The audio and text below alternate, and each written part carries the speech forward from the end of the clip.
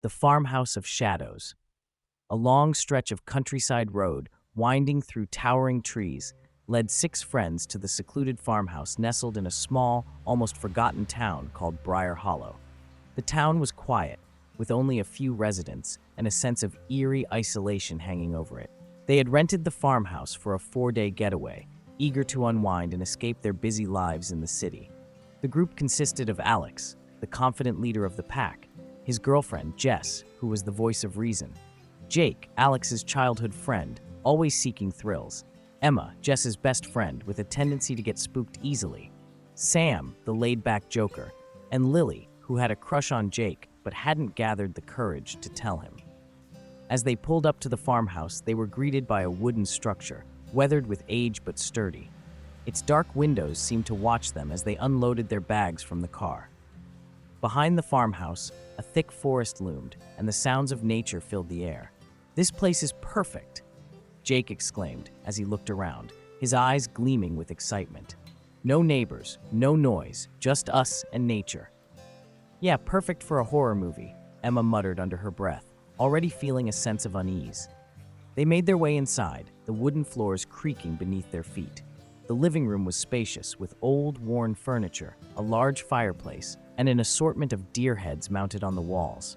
There was something unsettling about the place, a feeling that it hadn't been lived in for years. "Let's not get paranoid," Alex said, noticing Emma's discomfort. "It's just a few days of fun. We'll be fine." The first night went by uneventfully. They gathered around the fireplace, drinking beer and telling ghost stories, the crackling flames casting dancing shadows on the walls.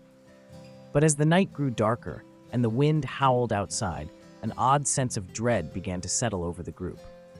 The next morning, they decided to explore the woods behind the farmhouse. The trees were dense, the light barely breaking through the canopy above, and the path seemed to wind endlessly deeper into the forest. After hours of wandering, they stumbled upon an old, abandoned shack. Its roof was caved in, and the door hung loosely on its hinges. "Let's check it out," Jake suggested, already heading toward it. "No way," Emma said, shaking her head. "I don't have a good feeling about this." But curiosity got the better of the group, and they cautiously followed Jake. Inside, the shack was a mess, with broken furniture scattered across the floor and graffiti covering the walls. But there was something else, something darker. In the corner, a crude symbol was carved into the wall, something that none of them recognized. "What the hell is that?" Sam asked, stepping closer. "I don't know, but I don't like it," Jess said, pulling Alex's arm. "Let's go back." As they left the shack, an uneasy silence fell over them. They hurried back to the farmhouse, and as the sun set, the tension grew. Jess kept glancing out the window, her instincts telling her something wasn't right. That night, they heard it, a faint scraping sound outside the farmhouse. It was subtle at first, but then it grew louder, more distinct. It was like someone or something was dragging something heavy along the ground. "Did you guys hear that?" Lily whispered, her eyes wide with fear. "It's probably just an animal," Alex said, though his voice lacked its usual confidence. But the sound persisted, growing closer, until it seemed to be right outside the front door. They all gathered in the living room, their backs to the wall, their eyes glued to the door. Then suddenly, the sound stopped. For a moment, everything was silent. Then, the front door burst open, and a figure lunged into the room. It was tall, wearing a tattered hood, its face hidden in shadow. Before anyone could react, it grabbed Sam by the throat and dragged him out of the farmhouse. "Sam!" Alex screamed, rushing to the door, but the figure had already disappeared into the darkness, dragging Sam with it. Panic set in as they realized Sam was gone. They bolted the door and searched the farmhouse for any signs of who or what had taken him, but there was nothing. No footprints, no blood, nothing to indicate where Sam had gone. "We need to call the police," Jess said, her voice trembling. "There's no signal out here," Jake replied, staring at his phone in disbelief. "We're completely cut off." They barricaded themselves inside the farmhouse, pushing furniture against the doors and windows. The hours dragged on, each minute feeling like an eternity. Emma sat on the couch, shaking, while Jake paced back and forth, muttering to himself. Alex and Jess stayed close together, whispering reassurances that everything would be okay. But it wasn't okay. In the middle of the night, there was a loud crash from the kitchen. They all jumped, and Alex grabbed the nearest weapon he could find, a fireplace poker. He crept toward the kitchen, his heart racing, while the others followed closely behind.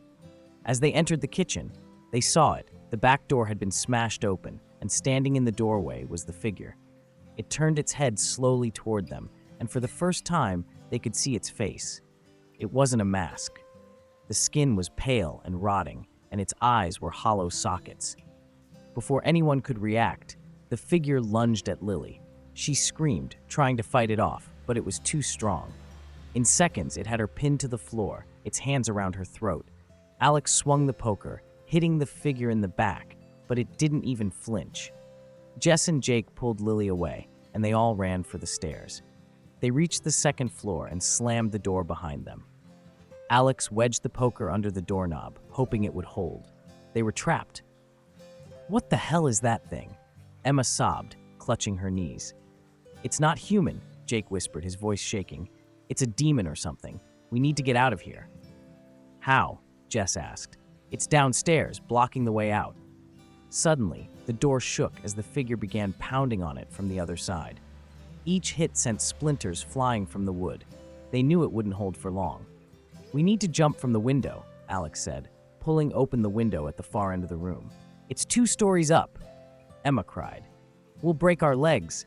"We don't have a choice," Jess said. "It's either jump or die."